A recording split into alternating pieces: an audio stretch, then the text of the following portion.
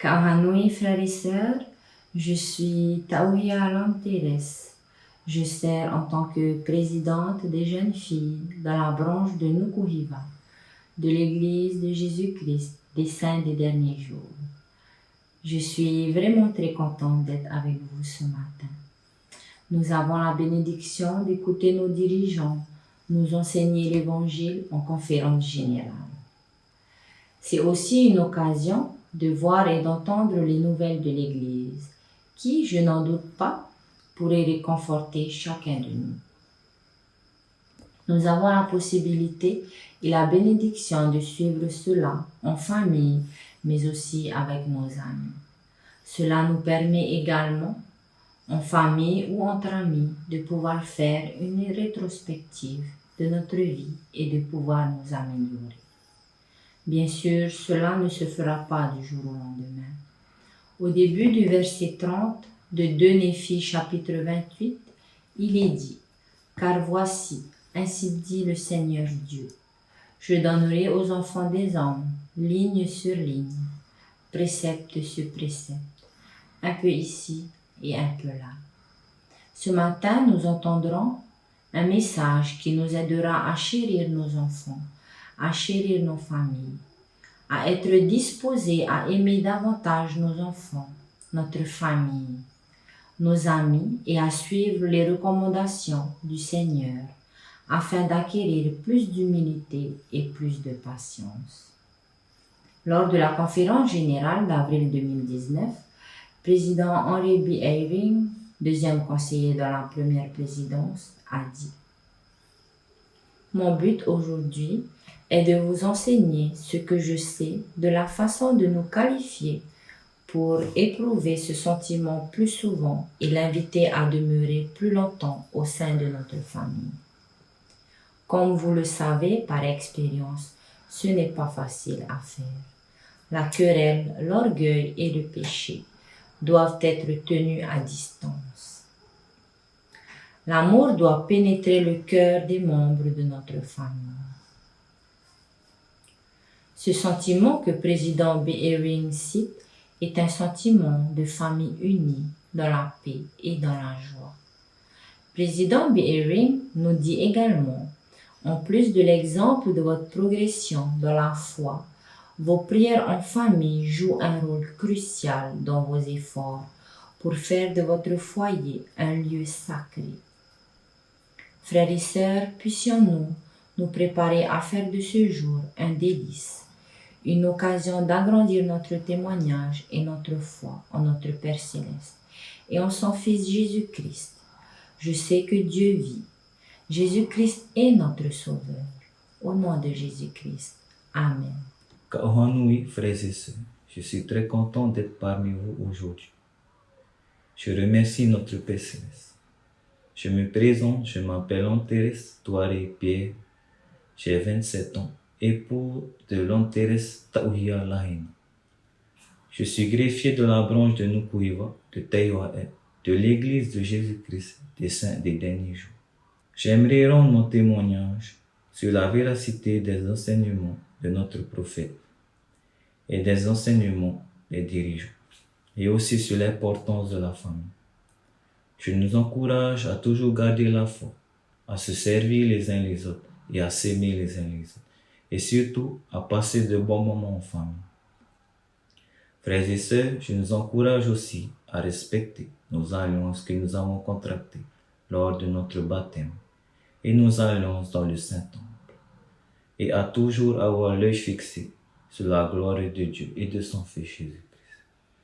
Dans Doctrine Lyon 50, versets 41 à 46, Jésus dit, « Ne craignez pas, petit enfant, car vous êtes en moi, et j'ai vaincu le monde, et vous êtes de ceux que le Père m'a donnés. Et aucun de ceux que mon Père m'a donnés ne sera perdu. Et le Père et moi sommes un. Je suis dans le Père, et le Père est en moi. Et puisque vous m'avez reçu, vous êtes en moi et moi en vous. C'est pourquoi je suis au milieu de vous, et je suis le bon berger et la pierre d'Israël. Celui qui a bâti sur ce rocher ne tombera jamais. Et le jour vient où vous entendrez ma voix et verrez et saurez que je suis. C'est pourquoi veillez afin d'être prêts. Frères et sœurs, je témoigne que nous sommes dans la vraie Église, que Joseph Smith a rétabli l'Église ici sur terre, que le prophète actuel Russell M. Nelson est appelé de Dieu. Je remercie notre Père Céleste de nous avoir choisis à être des membres de l'Église de Jésus-Christ des Saints des derniers jours. Frères et sœurs, je vous aime au nom de Jésus-Christ. Amen.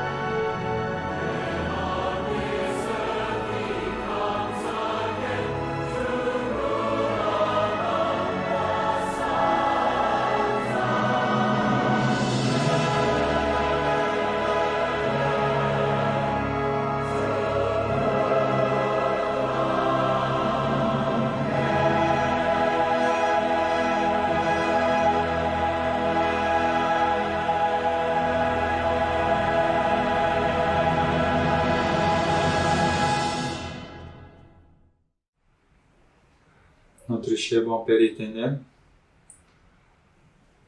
nous te remercions pour ce beau jour de sabbat que tu nous offres aujourd'hui.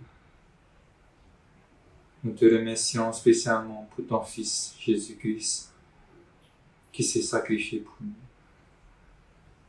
Que nous pouvons ressentir ton amour. Nous te remercions aussi pour ton évangile qui a été rétabli, qui nous aide à retourner un jour auprès de toi. Père, nous demandons que ton Saint-Esprit soit parmi nous pour être attentif au message d'aujourd'hui, que nous pouvons mettre en pratique dans notre vie. Père, nous bénis aussi notre prophète, Nelson, qui nous guide dans ces derniers jours. Combien nous t'aimons, et c'est là la paix que nous te laissons, au nom de ton Fils, Jésus-Christ, notre Sauveur. Amen.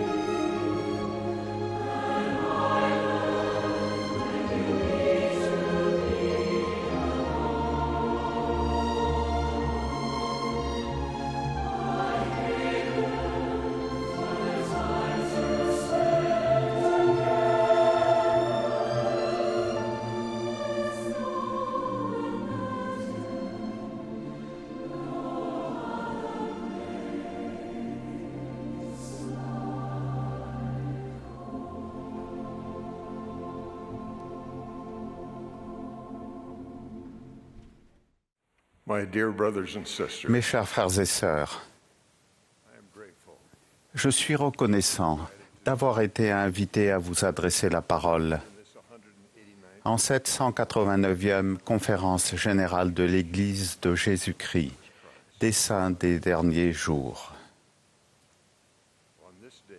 À cette date de l'an 1830, Joseph Smith a organisé l'Église sous la direction du Seigneur.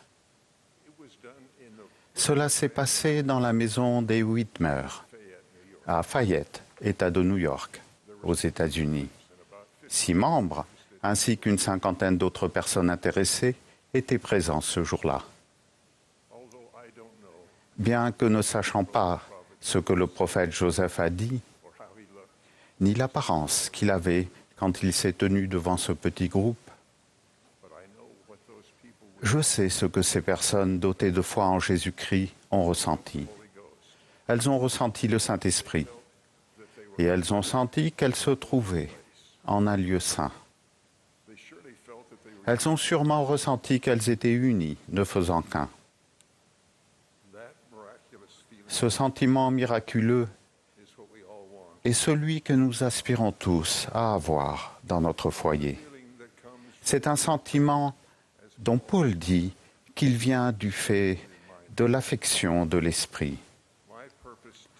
Mon but aujourd'hui est de vous enseigner ce que je sais, de la façon dont nous pouvons nous qualifier pour éprouver ce sentiment plus souvent et l'inviter à demeurer plus longtemps au sein de notre famille.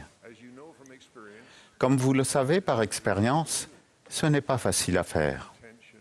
La querelle, l'orgueil et le péché doivent être tenus à distance. L'amour pur du Christ doit pénétrer le cœur des membres de notre famille. Adam et Ève, Léhi et Saria, et d'autres parents que nous connaissons par les Écritures, ont trouvé que c'était un défi difficile à relever. Toutefois, il existe des exemples encourageants de félicité au sein de familles et de foyers pour nous rassurer. Et ces exemples nous montrent comment nous pouvons y parvenir, nous et notre famille. Souvenez-vous de ce qui est relaté dans 4 Néphi. Et il arriva qu'il n'y eut pas de querelle dans le pays, à cause de l'amour de Dieu qui demeurait dans le cœur du peuple. Et il n'y avait pas d'envie, ni de discorde, ni de tumulte, ni de fornication, ni de mensonge, ni de meurtre, ni aucune sorte de lasciveté. Et assurément, il ne pouvait y avoir de peuple plus heureux parmi tout le peuple qui avait été créé par la main de Dieu. Il n'y avait pas de brigands ni d'assassins, et il n'y avait pas non plus de lamanites ni aucune sorte dite, mais ils étaient un, enfants du Christ et héritiers du royaume de Dieu. Et comme ils étaient bénis, car le Seigneur les bénissait dans toutes leurs actions, oui, ils furent bénis et rendus prospères, jusqu'à ce que 110 ans fussent passés, et la première génération, depuis le Christ, s'en était allée. Et il n'y avait pas de querelle dans tout le pays. Comme vous le savez, cette époque heureuse n'a pas duré éternellement. Le récit dans 4 Néphi décrit les symptômes à l'origine du déclin spirituel d'un groupe de gens bien. C'est un modèle qui s'est répété à travers les âges parmi des peuples entiers, des assemblées et, plus triste encore, des familles. En l'étudiant, nous verrons comment protéger et même accroître les sentiments d'amour au sein de notre famille. Voici le modèle de déclin qui est apparu après 200 ans d'existence dans la paix parfaite qu'apporte l'Évangile. L'orgueil s'est installé peu à peu. Les gens ont cessé de partager ce qu'ils avaient les uns avec les autres. Ils ont commencé à se diviser en classes, au-dessus ou au-dessous les uns des autres. Ils ont commencé à régresser dans leur foi en Jésus-Christ.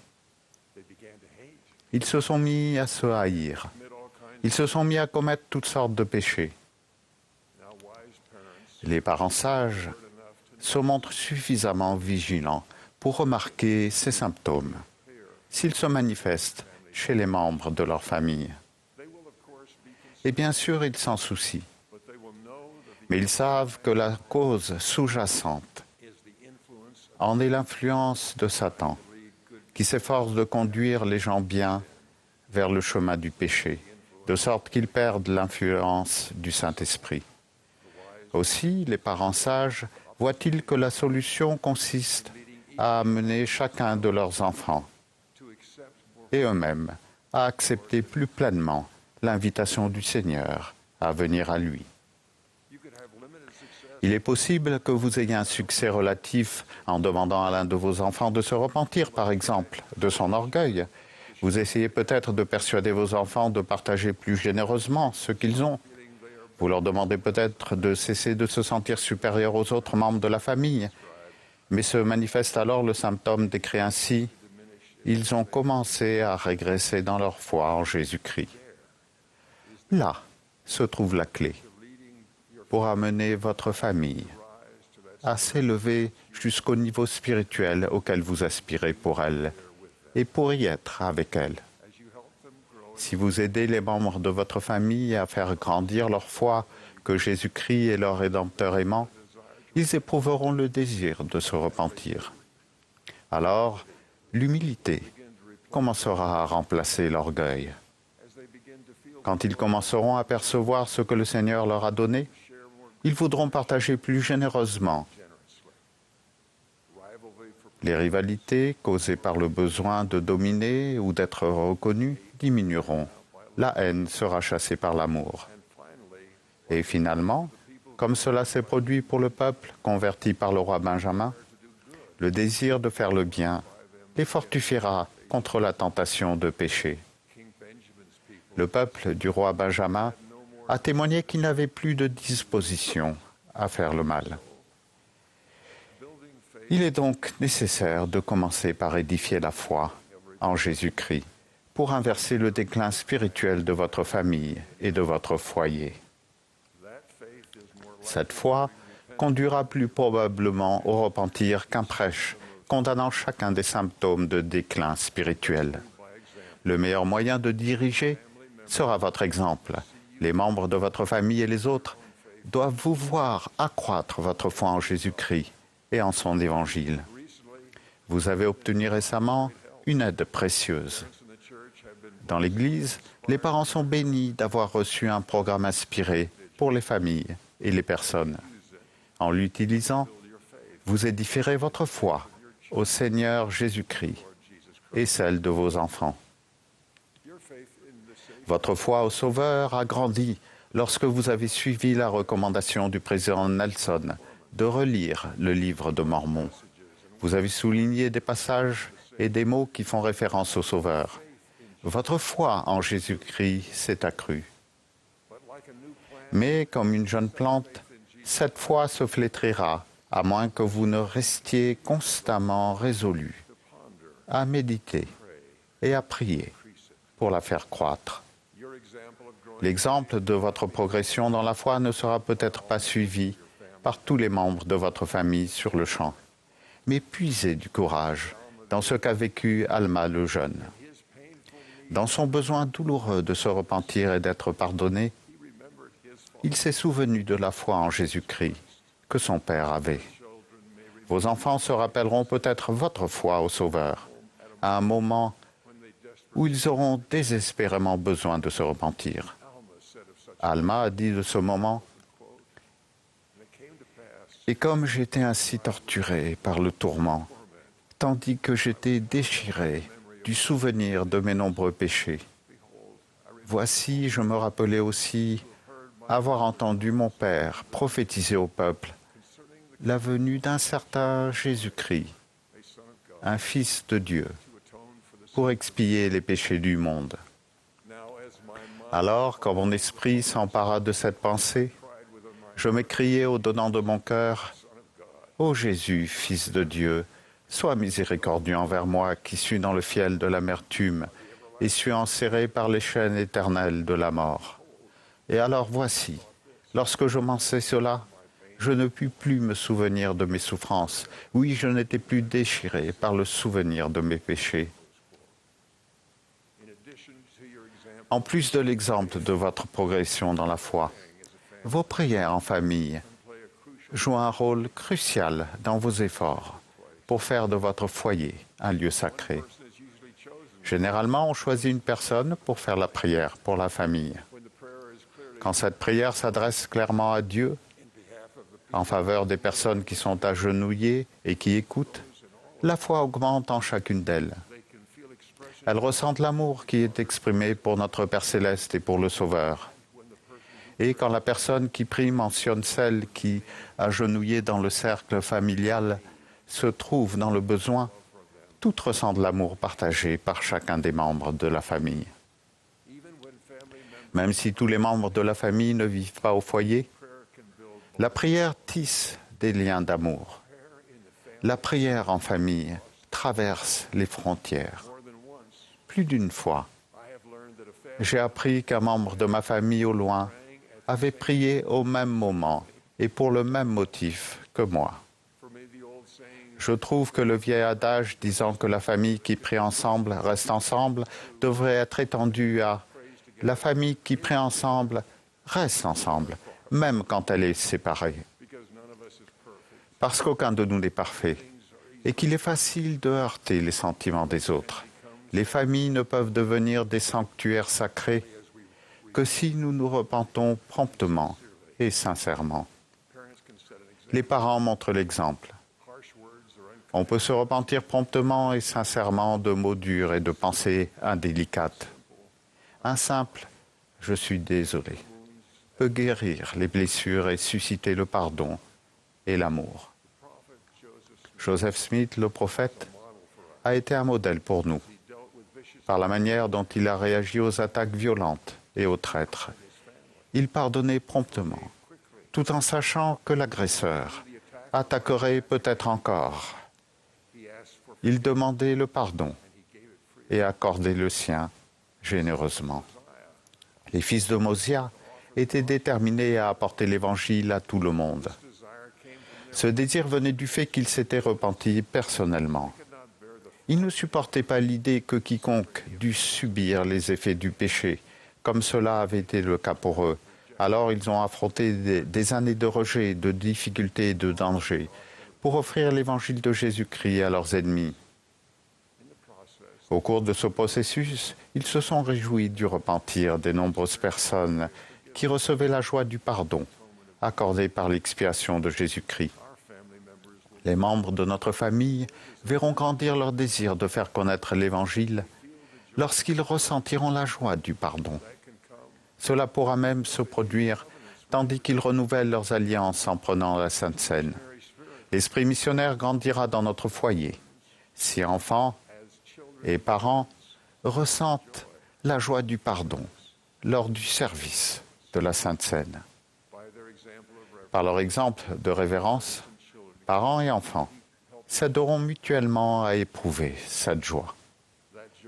Celle-ci peut faire beaucoup pour transformer notre foyer en centre de formation missionnaire.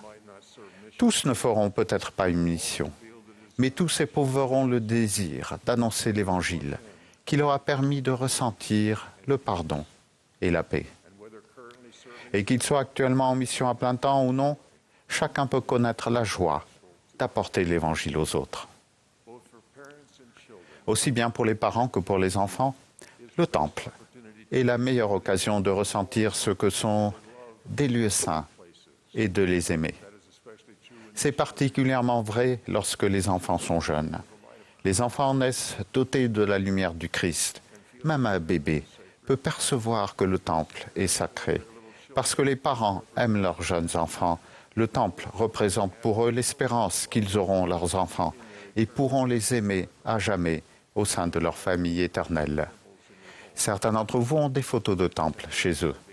Au fur et à mesure que se construisent de nouveaux temples dans le monde entier, il devient possible pour de nombreux parents de visiter ces sites avec leur famille. Quelques-uns ont même la possibilité d'assister aux visites guidées des temples construits. Les parents peuvent demander à leurs enfants ce qu'ils ressentent en étant près d'un temple ou à l'intérieur. Chaque parent peut témoigner de ce qu'un temple a signifié pour lui. Ezra Taft Benson, qui aimait les temples, a souvent raconté qu'il regardait sa mère repasser soigneusement ses vêtements du temple. Il a parlé du souvenir qui lui est resté de son enfance lorsqu'il observait sa famille quitter la maison pour aller au temple. Quand il était président de l'Église, il se rendait au temple le même jour, chaque semaine. Il accomplissait toujours l'œuvre du temple pour un ancêtre. Cela venait en grande partie de l'exemple de ses parents. Vous trouverez certaines de vos plus grandes joies dans vos efforts pour faire de votre foyer un lieu de foi au Seigneur Jésus-Christ et empreint d'amour. L'amour pur du Christ. Le rétablissement de l'Évangile a débuté avec une humble question, méditée dans un humble foyer, et il se poursuivra dans chacun de nos foyers si nous continuons d'y établir et d'y mettre en pratique les principes de l'Évangile. C'est là mon espoir et mon désir le plus profond, depuis mon plus jeune âge. Vous avez tous pu avoir des aperçus de ce genre de foyer. Beaucoup d'entre vous, avec l'aide du Seigneur, en ont fondé. Certains se sont efforcés d'obtenir cette bénédiction de tout leur cœur, mais elle ne leur a pas encore été accordée. La promesse que je vous fais est celle qu'un membre du Collège des 12 apôtres m'a faite un jour. Je lui avais dit qu'en raison des choix que certains membres de ma famille avaient faits, je doutais que nous serions ensemble dans le monde à venir. Il a dit, pour autant que je m'en souvienne, « Vous vous souciez du mauvais problème. Vous devez seulement vivre de manière à être digne du royaume céleste et les ajustements familiaux seront bien plus merveilleux que ce que vous pouvez imaginer. » Je crois qu'il aurait étendu cet heureux message d'espoir à chacun de nous dans la condition mortelle qui avons fait tout notre possible pour nous qualifier, nous et notre famille, pour la vie éternelle. Je sais que le plan de notre Père Céleste est un plan de bonheur. Je témoigne que ce plan permet à chacun de nous, dans la mesure où nous faisons de notre mieux, d'être scellés dans une famille pour toujours. Je sais que les clés de la prêtrise remise à Joseph Smith ont été transmises dans une ligne ininterrompue jusqu'au président Nelson. Ces clés rendent le scellement des familles possible aujourd'hui. Je sais que notre Père Céleste nous aime, nous, ses enfants d'esprit, d'un amour parfait. Je sais que grâce à l'expiation de Jésus-Christ, nous pouvons nous repentir, être purifiés et devenir dignes de vivre à jamais dans une famille aimante auprès de notre Père Céleste et de son Fils bien-aimé, Jésus-Christ. J'en témoigne que c'est vrai. Au nom de Jésus-Christ. Amen.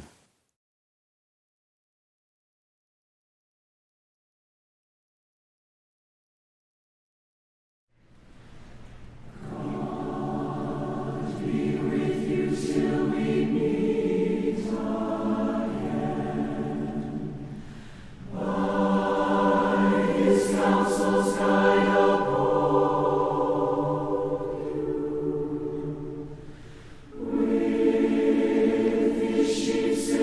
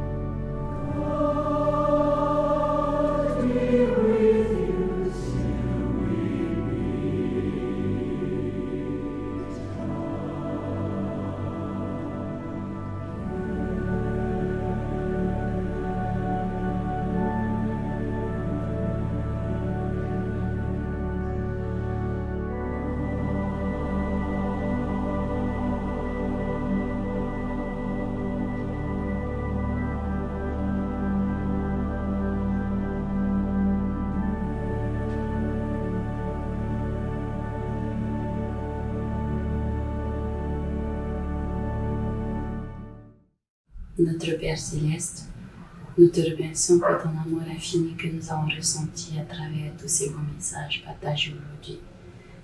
Que tu puisses nous aider à pouvoir les appliquer dans notre vie quotidienne et que tu puisses bénir chaque personne, chaque foyer en ces temps difficiles. Nous t'aimons, dans Jésus-Christ. Amen.